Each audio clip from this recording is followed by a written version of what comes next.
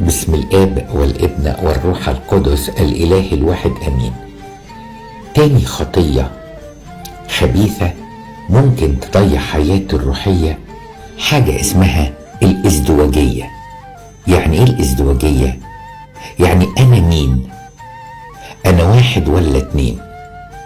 لأن معظم الناس مش عارفة هي مين. أنا بعمل الحاجة ونقدها. أنا الحقيقة بصلي وبحب الترانيم، بس برضو بحب خطايا كتيرة قوي حتى ما بجاهدش ان انا بطلها. عندي ازدواجية في المعايير، يعني مرة احكم بطريقة ومرة احكم بطريقة تانية، لان انا ما عنديش مبدأ واضح بقيس بيه الامور.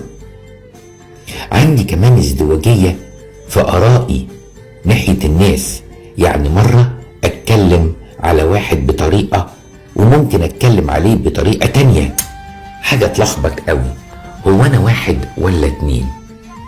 القديس بولس يتكلم على ابنه تيموثاوس ويقول ايها الصريح في الايمان، انسان واضح، انسان حاجة واحدة، اللي جواه هو اللي براه واللي براه هو اللي جواه.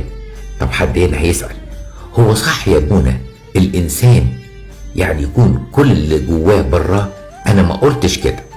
انا قلت لما اتكلم ما اكذبش، ولما اتكلم ما بقاش بقول الحاجة ونقدها ولخبط اللي حواليا. ممكن ما اتكلمش خالص، لكن لو اتكلمت اقول الصح واقول الحق علشان ما اعثرش الناس، وخاصة الناس اللي ليها مسؤولية خدمية في الكنيسة، والناس تحس ان تصرفه في الحياة حاجة واللي بيقولوا حاجة تانية. ما ينفعش الانسان المسيحي يكون ليه حياتين، حياة جوه الكنيسة وحياة بره الكنيسة، حياة جوه البيت وحياة بره البيت. او ان الانسان يكون بيعلم اولاده قدوة بالكلام لكن الافعال مختلفة تمام. الولاد لما بتكبر بتحس ان بابا بيقول حاجة حتى هو ما بيحاولش انه يعيشها، وعشان كده خطية الازدواجية دي خطية صعبة.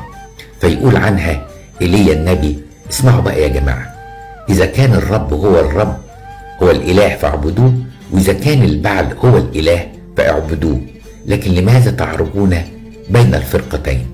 انا مش شايف لكم شخصية ولا هوية. شوية تسجدوا للبعل وتقولوا هو ده الاله، وشوية تقولوا لا اله اسرائيل هو الاله. انتوا مين وعايزين ايه؟